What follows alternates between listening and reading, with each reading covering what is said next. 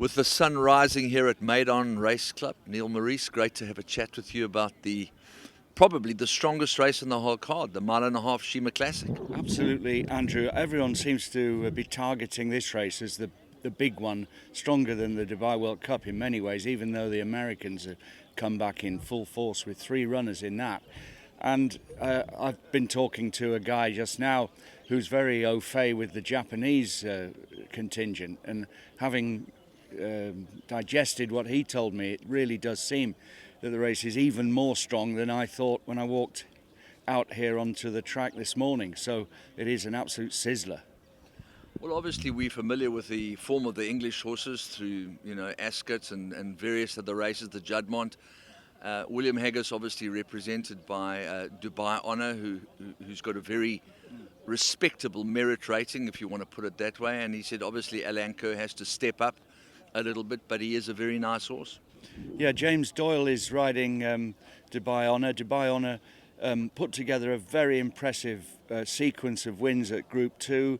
I think 2 of them were in France, one of them in England, but the key with him was that soft ground was the case on 2 of those 3 occasions, and there is just this feeling in his mind, William, will the horse adapt to what's going to be a fast track without any question on Saturday?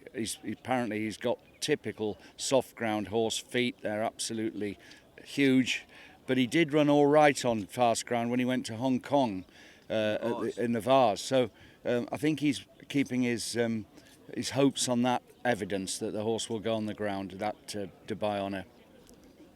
While you've looked at the rest of the card, was there anything that you thought might represent value for the folk out there? Well, in the same race, I really like William's other runner, Alain Kerr. I think he's a horse that people need to follow this year.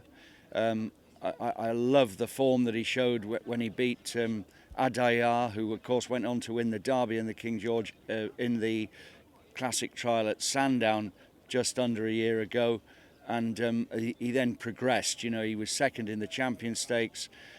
He came back and he won his trial for this at Lingfield very impressively. Alain Kerr gets on really well with Tom Marcon. For me, he is a horse that will do really well here on Saturday, and he's one to have on your side throughout the rest of 222. A little bit of a belated wedding present for Holly. Absolutely, that came out of the blue a little bit. I know that they were betrothed, not betrothed, what is it when you get engaged? So promised to each other, but to hear that when I got out here the other day was a little bit of a surprise, but many congratulations to them, and what a combo that is. Obviously familiar territory, the 1800 metre turf race for William Haggas, far more preferable than the Dubai World Cup with Grosser Jack. But he's got a horse for Shadwell with stable retained rider Jim Crowley aboard. Tell us about him. Mo Hafeth, very good vibes for him here at Maidan. Very progressive horse last season. His only poor run really, and it wasn't that bad, came in the Juddmonte, which is normally we regard as the hottest race of the entire calendar in the UK.